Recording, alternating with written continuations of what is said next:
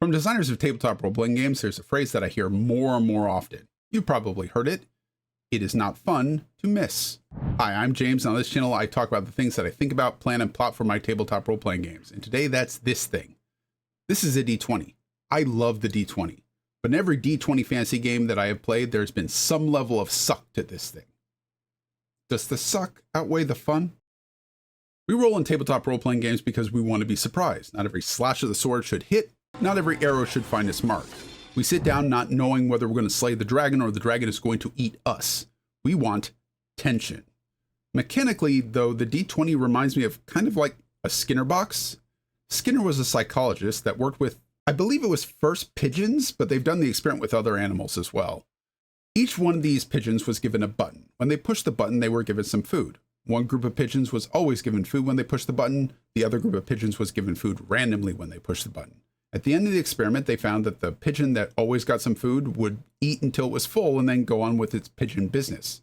But the other group of pigeons would keep pushing the button, even when they had eaten as much food as the first group of pigeons. This is called operant conditioning, and Skinner discovered that it worked on people too. This mental hook towards random rewards is why we keep pulling the lever on slot machines, why we keep opening loot boxes, why we keep pulling gacha, and yeah, rolling dice. It can absolutely be abused, but randomness isn't inherently evil.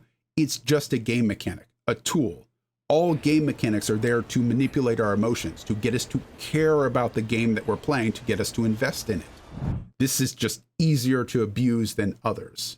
In tabletop role-playing games, we use some schedule rewards for things like leveling up and getting abilities, and also random rewards, things like loot and attack rolls, to get a different kind of feeling. This is my favorite scene in Stranger Things for many reasons. Erica feels good about her role here because, well, she kills Vecna, but because the possibility that she wouldn't existed, heightened because she watched Dustin fail to do so just one turn earlier. Triumph is sweetened when the possibility of tragedy exists. In 2nd and 3rd edition, part of the fun of those games was in finding ways to manipulate the game system, to turn misses into successes. It often involved the entire adventuring party. This Red Dragon's AC is a 41. A 20th level fighter against this dragon has a plus 20 to hit.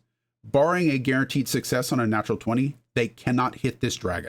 I have a strength of 20. That's 5 sides that just turned to hits. Plus 5 magic sword, 5 more. Bless, 2 more sides. Flanking and bull strength, 4 more sides just turned green. Weapon focus and greater weapon focus, plus 2. I cannot miss except on a natural 1. One of the criticisms that's leveled against this style of play is that it is very gamey. You must not have cared about the narrative. And sure, that is true for some players, but not all of us. Lots of us did care about the narrative. We told stories just as deep as any that are told in 5e. We just liked the game system too. But it is very slow, and not every player is going to like that. And while some character classes and some optimal players did really well under this system, what about everybody else? While the fighter is turning all misses to hits, the dragon is turning them back. While the party takes 3 rooms to get to the lair, the dragon is buffing themselves. They could cast mage armor, shield, protection from good, cat's grace. Between the fighter and armor class and wizards and spell saves, there's every other class here that is not able to be optimized in the same way. When the 20th level rogue wanders up to this dragon with a plus 15 to attack and finds out they don't have a plus 5 weapon, they have flanking, they have bless, they have cat's grace, but the dragon also did that to undo it, and the rogue can still only hit at a natural 20, that doesn't feel great. There are ways to build the rogue so that that didn't happen, and a dungeon master in these systems should not be designing their encounters around that one Herculean fighter and challenge everybody in the party, not just this one person. But the point is that those game systems really encourage players to find ways to manipulate the dice, to min-max their characters. And games like Pathfinder 2e are still very much in that vein. But games like 5e and their kin are not designed that way, and so the fun isn't the same. You've probably heard about inaccuracy. It is one of the fundamental principles that 5th edition was designed on. In practice, it means that class armor class, if I was staying true to the design principles of 5th edition, is illegal, impossible. I'm not supposed to do it. Even if I was designing a version of Deathwing that has adamantine plates strapped to his hide, no dungeon master is supposed to exceed an AC above a 30, or DC in that case, and really armor class is a DC for hitting something.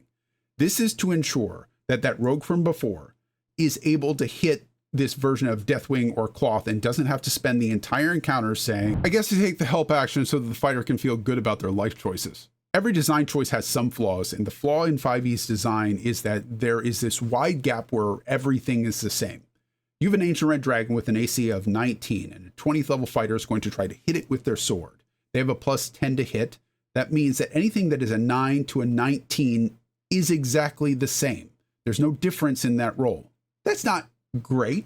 Because there's not a lot of room in the math, you can't get a plus 25 to hit. There's no expectation that you will have magic items. And the magic items that you get are not 1 through plus 5, they're 1 through plus 3.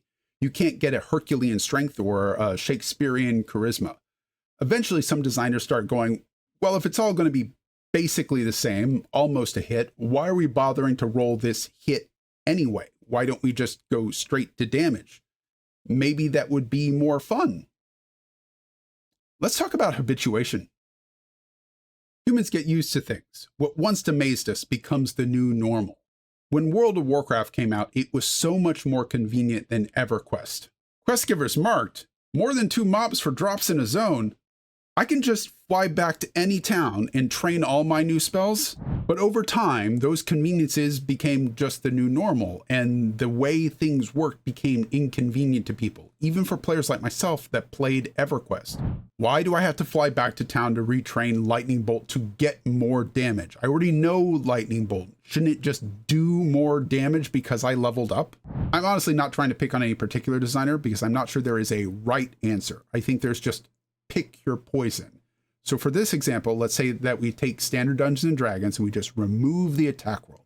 And we have our fighter rock up to this dragon. They take a swing with their longsword. Longsword does 1d8 damage, so they roll and they get a 1. That 1 will start to feel like the new miss because of habituation. They will forget that they ever rolled the attack roll and they'll just feel bad about the amount of damage that they rolled. But it does fix another problem. It saves time. You know what sucks? Whiffing on an attack roll, waiting 40 minutes for it to come back around to your turn, and whiffing again on that attack roll. Elden Ring, like the Dark Souls games before it, is a famously difficult game. Players will bash their head against a boss over and over and over again until they finally defeat it. Why doesn't failure ruin that game? Why doesn't that feel like it needs fixing? Because for players that play these games, like myself, failure is not the problem. It's the time to getting back to the boss. Typically, a ladder will now drop, a door will open, you'll light a campfire, something that allows you to get back to the boss that you were working on so that you can try to learn from your mistakes. It only becomes frustrating when we are failing to learn from our mistakes. We just can't get the tell. That kind of fixing is going to be hard to do in tabletop role-playing games because you can't get good at rolling dice, and the barrier to timed iteration is the other players. You spent 10 minutes looking through the spells for the right spell to cast. Just cast Firebolt so that we can get on with the rest of the game. Let's imagine that our fighter, Sir Hypothetical, is going to charge a group of ogres. Then they're going to go with a wizard and a cleric and the dungeon master in that turn order. Sir Hypothetical charges forward and they whiff. They miss the ogre. The wizard knew they were up next, so they had already prepared to cast Fireball. And they fizzle their fireball. All the ogres make their dex saves, surprisingly, and the wizard rolls 1s and 2s on all their damage. At the start of the combat, the cleric had intended to just cast Sacred Flame and finish off whoever was left, but now the turn has changed and they're desperately looking through their spells for anything that is going to fix this. And the fighter is still going to have to wait for the dungeon master to take their turn. They might reasonably say, look, just let me know if Sir Hypothetical is alive or dead. I'm going to get in a slice of pizza. These aren't new problems. Designers and game masters have been trying to solve these problems since basically the entirety of the hobby. The reason that we have different solutions is because different games require different solutions. You could get rid of the attack roll. That would certainly speed up combat. But if you then add that you have to compare that attack roll against defense to see whether you beat it by 5 or 10 to get a crit or +1 to +2 damage, that is going to slow it down again. But if you're playing on a virtual tabletop, those systems could handle that math. So that might be better for some tables. You could try to get rid of certain abilities, streamline the decision-making process into something smoother. Those options make the game fun for some people. That was part of the problem I had with 4th edition. If you take away a lot of these abilities that things like wizards, sorcerers, clerics, bards have, Then a wizard that can only cast Firebolt, that gets better as they level up, starts to feel a lot like, well, Cyclops. He has basically two options, eyes open or eyes closed. You could have the players declare their actions before you determine what happens in the round, make them commit to them. But that can feel less tactical. In the story of Sir Hypothetical and the Wizard Who Fizzled, the cleric has no recourse once the round has started and actions are being declared. When the wizard fizzles their spells, they can't change their mind about what they're doing to react to the changing situation. You could try to get rid of bounded accuracy, but you're going back to a system about manipulating probability in that case, and you're going to have to give them tools to do that. Reintroduce magic items like +4 and +5 magic items, and those are now required at ultra high ACs, otherwise they just can't do anything to those monsters. Reintroduce flanking rules and charging rules that each give them a +2 effect. Give them new spells that will allow them to do that. That's a lot of tinkering with the system to get it to do something. Every one of these solutions has a flip side to the coin. I think some of the ideas that designers are coming up with are really interesting, and I hope that they work for some people in their tables. They're just not going to work for me and my table and the games that my friends and I like to play. But we agreed. It sucks if you take your turn, you whiff on an attack, and you wait 15 to 20 minutes for that turn again, only to whiff on the attack again.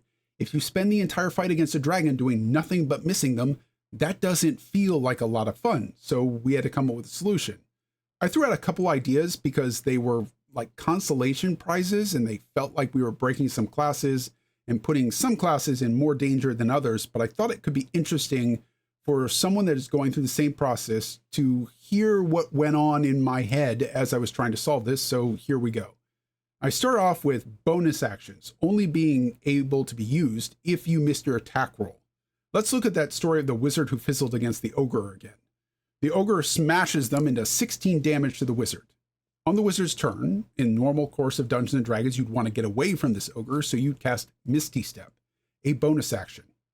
If you can only use that bonus action, if you miss your attack roll, that wizard is going to have to cast something like Firebolt against the ogre. Okay, but what if they successfully hit the ogre? They're trying to escape this ogre, they cast Firebolt, and they successfully hit and do damage to the ogre, and you now have them feeling bad about successfully damaging the ogre?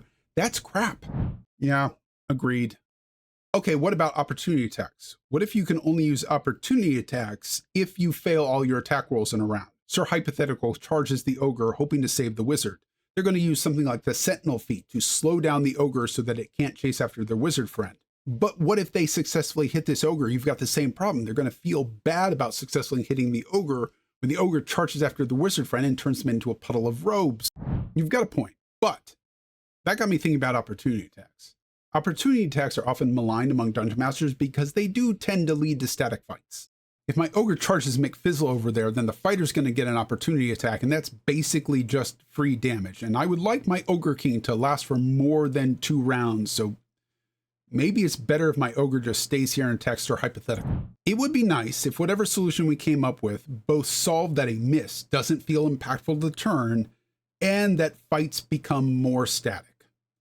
What if, when you miss all your attack rolls in a round, you may move any character that is within 5 feet of one of your failed attack rolls a number of feet equal to 5 times your primary ability bonus. I did 5 times the ability bonus so that it is a static number that the player doesn't have to look up, so it's just faster during combat. Sir Hypothetical takes another swing at that ogre and they miss. They have a 16 strength, a +3 ability bonus, which means that they can now move that ogre 15 feet.